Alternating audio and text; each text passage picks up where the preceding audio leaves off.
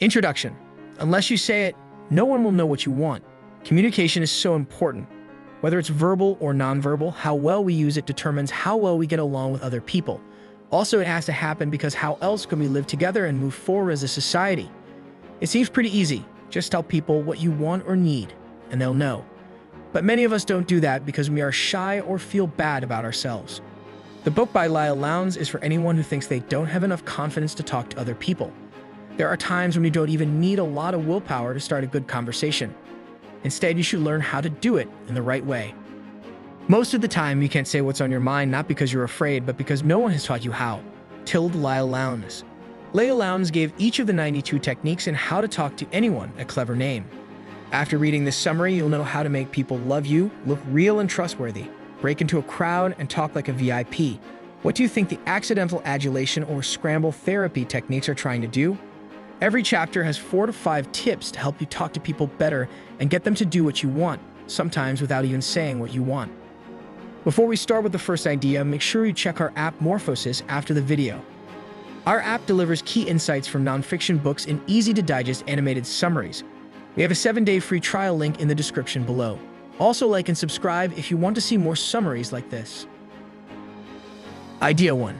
People need to know you like them. Before you can talk to anyone, you have to figure out what makes them want to talk to you. Lowndes says that if people know you like them, they will only want to talk to you. This is because in a social or professional setting, everyone wants to feel loved, valued, and good about themselves. Lowndes says that all social interactions are driven by the need to be liked. People feel self-conscious when they don't know if you like them or not. This makes them feel awkward, and they find it hard to talk to you. On the other hand, they feel comfortable around you and enjoy your company when they know you like them. They like you because you make it easy for them to feel good about themselves. Even though it sounds easy, many people find it hard to show people they like them because they let their discomfort get in the way. You also want the person you meet to like you. This can cause discomfort and a fear of rejection, which according to Lowndes has a self-fulfilling effect. The more uncomfortable you feel, the more likely you are to unconsciously send out verbal and nonverbal "I don't like you" signals, turning away the very people you want to talk to. Lowndes suggests a simple way to get over your anxiety and show the people you want to talk to that you are open to conversation. Focus less on how you want to feel and more on how you want them to feel. This means being aware of the verbal and nonverbal signals you're sending out. We'll talk more about these signals in the rest of this guide. Idea 2. How to speak like a celebrity. In the 1930s, the Carnegie Foundation for the Advancement of Teaching and the Carnegie Institute of Technology did research that found that about 85% of a person's success is due to how well they can communicate. Find out what a group is doing with what do you do not. Don't be brave enough to ask, "So what do you do?" Try to say, "How do you spend most of your time?" in a roundabout way. The first one makes it clear that you are not part of the group. The second one, on the other hand, suggests that you already know the basics about those people and want to know more about them. How do you answer, "What do you do?" Nutshell resume. Take a cue from how top managers who are looking for jobs change their resumes for each job they apply for. Tell each person something different about your work life. Before you answer the question, "What do you do?" try to figure out what the person might be interested in hearing. Always think about how the other person could benefit from your work experience. When you meet someone you like or who might become a friend, make your life sound fun. Tell your story in a unique way to anyone who asks, no matter where you go. Leil Lowndes. Your personal thesaurus will help you sound smarter than you are. Look up some of the words you use often in a thesaurus. Try out a few new words to see if they fit with the words you already know. If they sound great, you should start making new ones. Only 50 words make the difference between a rich person's creative vocabulary and a middle-of-the-road person's. Change some of the words you use most often for 2 months and you'll be in the top tier of language users. Think about words like good, pretty, nice, and smart that are often used too much. Then grab a thesaurus and start replacing them. Idea 3. Here's how to show the other person how much you two are alike. People mix and mingle with different kinds of people, which is something birds and animals don't do. We choose people based on how we feel around them and if they like us back. How do they do it? People who care about the same things as us are the ones we like best. Leil Lowndes. Make them feel like you're in the same class as them. Watch how other people move and gesture in a way that is respectful and not creepy. Do they look expensive, cheap, fast, or slow? As you do this, imagine that you are watching a dance teacher who's showing you how to move. Watch how your partner moves and then try to get in tune with them. They'll feel more at ease around you. Make them feel like you are part of their family. Use what they say, not what you say. Pay close attention to the words they use. What nouns, adjectives, and verbs do they use? Choose some of them and use them in your speech. When your partner hears these words, they'll feel like you know and understand each other and have the same values and attitudes. Tell them what you want, potent imaging. Talk about what your listener likes to do, such as sailing, swimming, reading, and so on. Everyone likes something. Use some of the language that is used in that field or the right terms. Learn to understand, hire empathizers. Do you say, yeah, mom, or something similar to show that you agree? Even though that shows that you agree, doesn't make the other person want to talk more. Say things like, I see what you mean, or that's a great thing to say instead of These kinds of phrases make them want to keep talking. Idea 4. Use nonverbal cues to make a good first impression. Pay attention to your body language and other nonverbal cues if you want to learn how to talk to anyone well. Since Lowndes' main goal is to help you talk to anyone, you might be wondering why body language is so important. Lowndes says that these silent signals make up more than 80% of how people react to you when they meet you for the first time. In this first part of the guide, we'll talk about how your body language affects how other people see you. Then we'll talk about some nonverbal ways you can make yourself seem friendlier and more attractive. Your body language says everything there is to know about you. Lowndes says that you have a gut feeling about everyone you meet within a few seconds of meeting them. Before someone says her first word, you've already made assumptions about her personality, feelings, level of confidence, and social or professional status. The most important thing is that you've already decided if she's the kind of person you want to hang out with. As soon as they see you, people make assumptions about whether or not they want to talk to you. What gives these ideas their foundation? Lowndes says it's your body language, which includes things like your posture, how relaxed you look, how you smile, and how you make eye contact. Whether you are aware of it or not, your body language is always sending out messages about how you feel. Idea 5. 11 types of body language. In her book Cues, Vanessa Van Edwards adds to what Lowndes said about nonverbal cues by saying that there are 11 different kinds of body language, each of which sends a message about how you feel. There are 7 universal microexpressions that show what you're really feeling. Body proxemics. The way you move around shows a lot about what you like and how nervous you are. Hand gestures. The way you use your hands to show how you feel, tell a story, or comfort yourself can tell a lot about you. Ornaments, your clothes and accessories, as well as how you use them, show how you talk with your body. Interest, you let people know you're interested in them in both subtle and obvious ways, like by flicking your hair or smiling. Eye gaze. The way you move your eyes shows what you're thinking and feeling, such as attraction, doubt, or stress. Pacifying. These are repetitive actions that help you feel better after something bad has happened, like rubbing your arms or bouncing your feet. Haptics. The way you use touch to express yourself shows what you like. For instance, if you chose to pat someone on the shoulder or give them a hug. Blocking. These signs make it hard for others to get through. Touching your mouth or folding your arms are 2 examples. Even when no one is listening to what you say, the pitch and tone of your voice show how sure you are or how worried you are. People use more than 800 signs instead of words, like giving a thumbs up to show that they agree. Your cues will depend on your culture and where you live. Idea 6. Technique number 1. Stand tall. Lowndes says that people see bad posture as a sign that they are not welcome. If you're trying to hide your body by slouching, it means you feel insecure or ashamed and don't want to be approached. On the other hand, good posture is seen as a sign of friendliness because it shows that you are proud and sure of yourself and have nothing to hide. This makes them think you're a successful person who deserves to be noticed. Idea 7. Method number 2. Relax and get rid of any physical obstacles. Lowndes says that people take fidgeting and guarded movements as signs of insincerity because they make you look suspicious and defensive. Fidgety actions like shuffling your feet or touching your face look like you're uncomfortable, tense, or just plain bored. Guarded movements like folding your arms or holding something in front of your body are another way to show that you are uncomfortable. Also, they make it look like you are putting up walls between yourself and other people. Lowndes says that, on the other hand, people see a relaxed and open posture as a sign of an honest and friendly personality because it shows that you are calm, not afraid of looking weak, because you have nothing to hide and easy to talk to.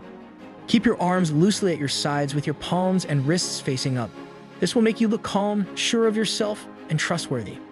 When people you want to talk to come up to you, turn your whole body toward them to show that they have your full attention. This shows that you're happy to be with them and makes them feel at ease. Idea 8. 18 fidgety and guarded movement to avoid. The author of Getting Back to Happy, Mark Chernoff, goes into more detail about what Lowndes says about fidgety and guarded movements. He gives a list of 18 things you shouldn't do when you want to talk to someone and explains what each one means. Holding things in front of your body. This shows that you are shy, resistant, or want to be alone. Instead, carry things next to you. Checking the time or looking at your fingernails is a strong sign that you are bored. When you pick lint off your clothes while talking to someone, it means you don't like their ideas and don't feel comfortable giving an honest opinion. When you stroke your chin while looking at someone, it shows that you have an opinion about that person. When you touch your face during a conversation, especially your nose or mouth, it shows that you are lying. Leaning away from someone shows that you don't like or care about them, especially when you're sitting at a table with them. Resting your hands behind your head or on your hips. This shows that you are superior or arrogant, and you should only do it around close friends or family. Not facing the person you're talking to straight on. This shows that they are uncomfortable, not interested, and not committed to the conversation. When you cross your arms, it shows defensiveness and sometimes egotism. Keep your arms open and by your sides at all times. Scratching the back of your head and neck. This is a sign of doubt and could be a sign of lying. If you fiddle with the collar of your shirt, it means you are very uncomfortable and nervous. If you cross your hands over your genitalia, it means you feel nervous and exposed. It also makes your shoulders move forward, which makes you look smaller and weaker. Putting your head up on your hands. This is a sign of being bored. Put your hands down on the table and don't move them. If you wipe your sweaty hands on your clothes, it means you're very nervous. If you're sitting on the edge of your chair, it means you're both mentally and physically unhappy. If you tap your feet and fingers, it means you are stressed, impatient, or bored. Fidgeting with small things. This is a sign of anxiety or not being ready. If you shift your weight from one foot to the other, it means you're both mentally and physically uncomfortable and ready to leave the conversation. Idea 9. Smooth introductions and familiar gestures lead to good conversations. Before you meet someone for the first time, you might worry, what if we don't have anything in common? Or, what are we going to talk about? Lucky for you, you'll often find that all it takes to start a good conversation is a smooth introduction. The easiest way to make that introduction is to ask a mutual friend or the person in charge of the event you're at to do it. You could also ask them a few questions about the mysterious stranger to get the conversation going yourself. Lastly, you can hang out near the stranger, listen to what they are saying, and look for a chance to join in. One classic way to get people to talk to you is to bring something with you that can break the ice or start a conversation, like an old pocket watch or a one-of-a-kind purse. This gives someone a chance to ask, "Where did you get that?" Before you know it, you'll be talking like you've known each other forever. If you're the one in charge of the meeting, you can make things go more smoothly by introducing everyone and telling them one or two interesting things about themselves. So, everyone can ask a follow-up question and get the conversation going. Once you've met everyone and the conversation has started, you can pay attention to how you act.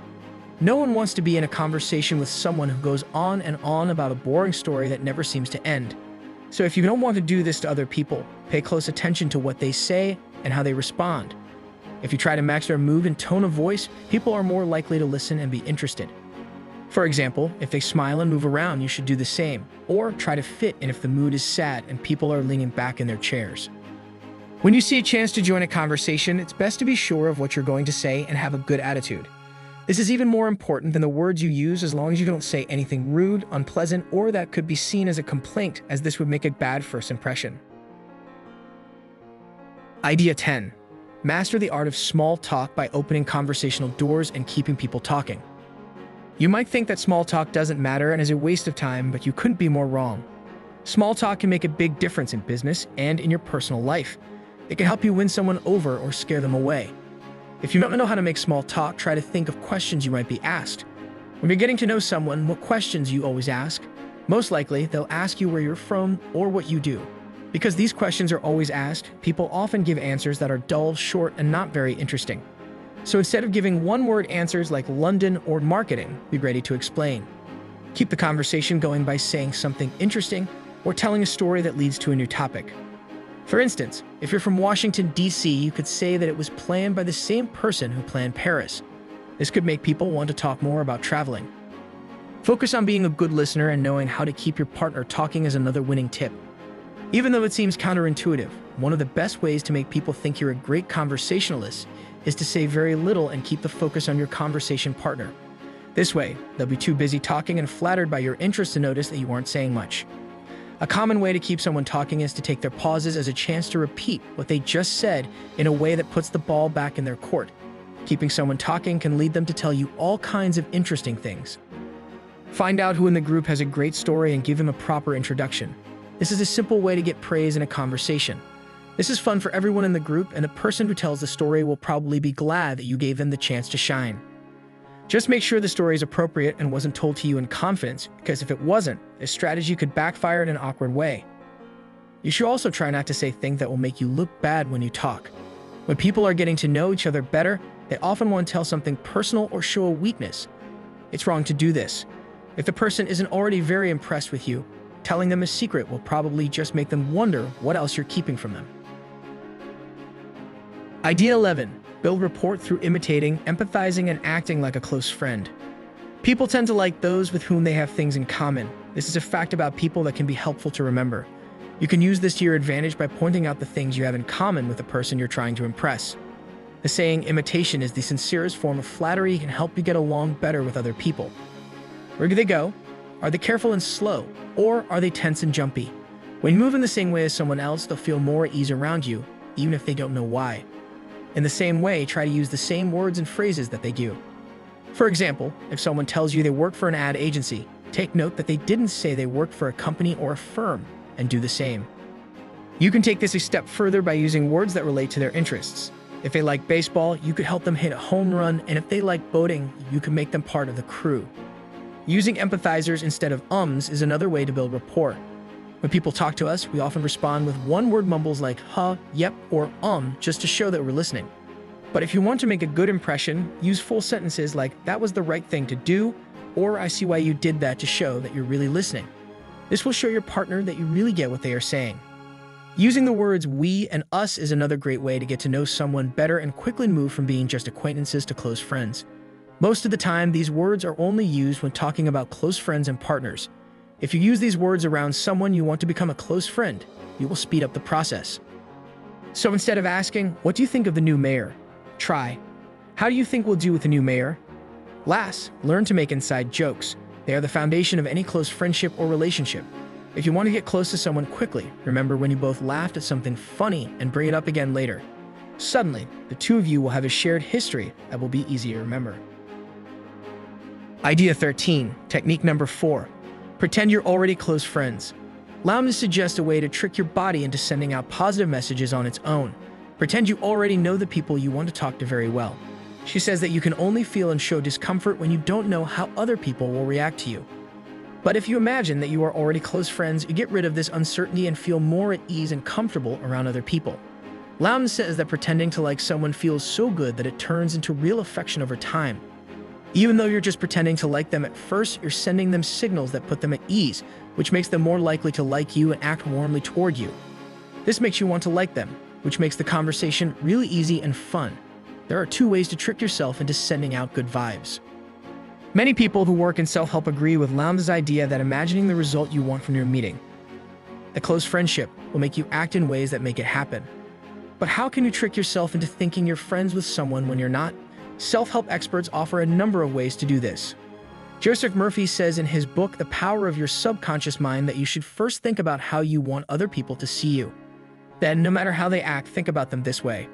For example, if you want people to say nice things about you, think nice things about other people. Murphy agrees with Lowndes that people will naturally pick up on your good thoughts and reflect them back to you. Idea 14. For career success, it's crucial to sound professional.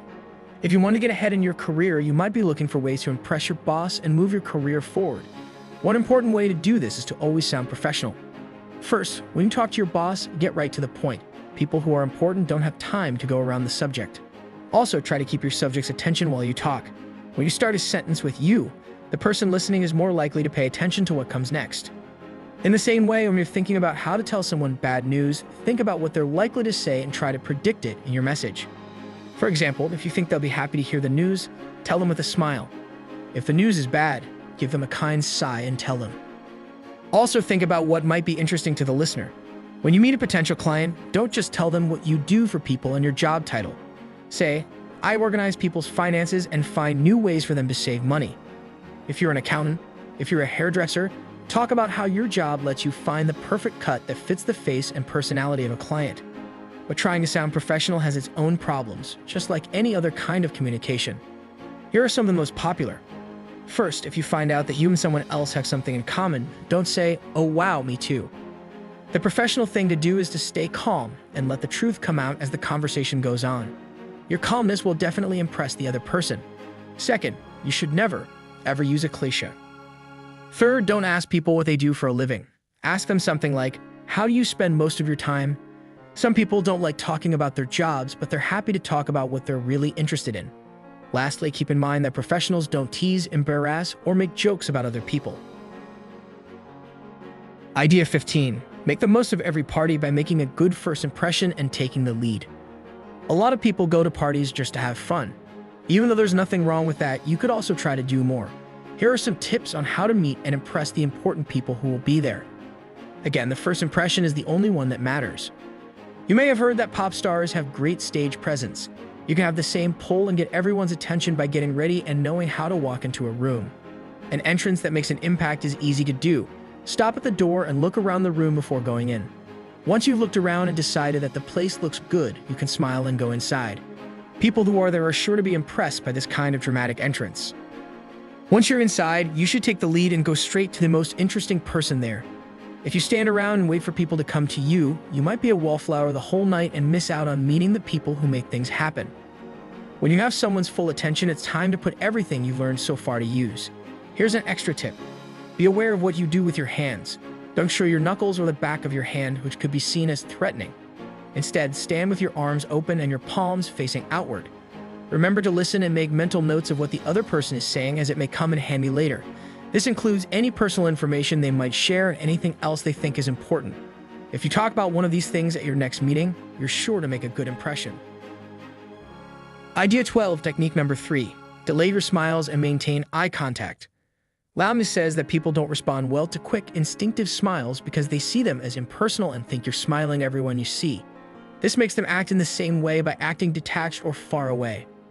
Lowndes says that not making eye contact is another thing that turns people off. Others see it as a sign that you're either busy or not feeling well, which makes it hard for them to get close to you emotionally. Lowndes says that if you want people to be nice to you, you shouldn't smile quickly at everyone you meet. Instead, look the person in the eyes, pause for a moment, and then smile big and warm while keeping your eyes on them. People will think you're smiling just for them because of the delay, and they'll know right away that you're glad to see them. Try to keep a comfortable amount of eye contact with the person as you talk to show that you are interested in what they have to say. Find out more about how we read people's faces. Research backs up what Lowndes says about how people respond to your smile and eye contact. The following facts give you more information about what your face says about you. Real smiles not only get people to relax, but they can also make people happier in 2 ways. Scientists have shown that when you see other people smile, your brain automatically notices and reacts to it. So it makes sense that if you smile first, you're more likely to get a real warm smile back. Endorphins are chemicals that make you feel good. When you smile, neurotransmitters like dopamine and serotonin are released. Since smiling is contagious, when you smile, it makes other people smile, which changes their body chemistry and makes them feel happier. Also, research shows that if you like someone, you should not only look at them, but you should also avoid making these eye movements.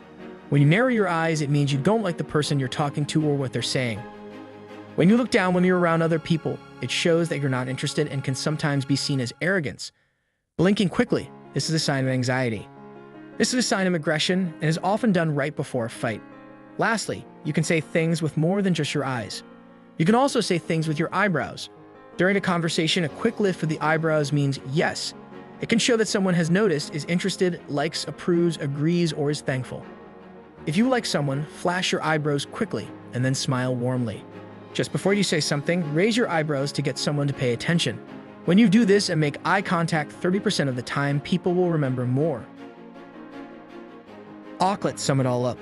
These are all the main ideas of the book, How to Talk to Anyone. Idea 1.